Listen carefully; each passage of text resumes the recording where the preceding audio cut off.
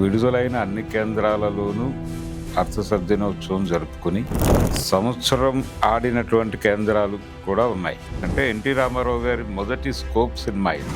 అడవి రాముడు అనేది ఒక ప్రత్యేకమైనటువంటి సినిమా. 35 రోజులు అవుట్డోర్లో ఎన్టీ రామారావు గారు పాల్గొనడం అనేది ఒక విశేషం.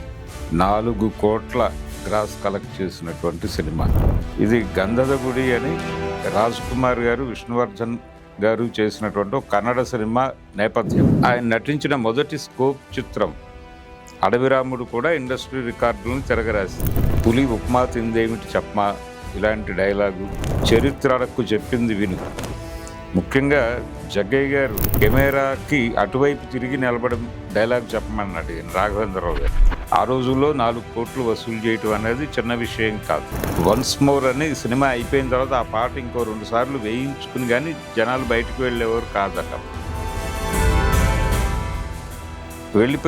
జనాలు వెళ్ళిపోయిన తర్వాత నెక్స్ట్ షోకి క్లీన్ చేసేటువంటి వాళ్ళకి గంపల్లో డబ్బులు వచ్చేవి. ఇందులో సింహంతో పోరాడేటువంటి సన్నివేశం ఒకటి ఉంటుంది ఎన్టీఆర్. అది చాలా ఎమోషనల్గా చిత్రీకరించాడు ఆయన రాఘవేంద్రరావు గారు. ఆయన చివరి సినిమా, రామారావు గారి చివరి సినిమాకి కూడా రాఘవేంద్రరావు గారే డైరెక్ట్ చేశాడు అనుకోకుండా. మేజర్ చంద్రకాంత్ అనేటువంటి సినిమా. ఎస్డి లాల్ని పెట్టి వాహినిలో అడుగు సెట్ వేసి సినిమా కంప్లీట్ చేయొచ్చు కదా అన్నాడు ఆయన.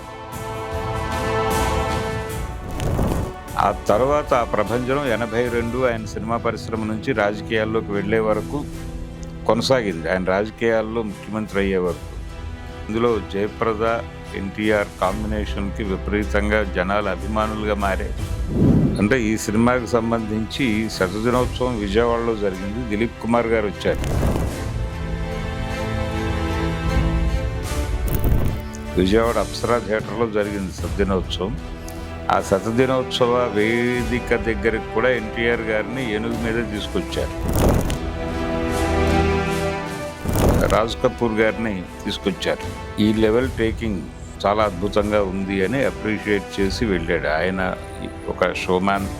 మిస్ఫైర్ కాకుండా చూడాలి అని ఆయన తన్ని తాను సంసిద్ధపరుచుకుని ఆ బాధ్యతని భుజాన్ని వేసుకుని ఒక బిగ్గెస్ట్ హిట్ సినిమాగా నిలబెట్టాలి, దీన్ని ఇండస్ట్రీ హిట్ ఇవ్వాలి.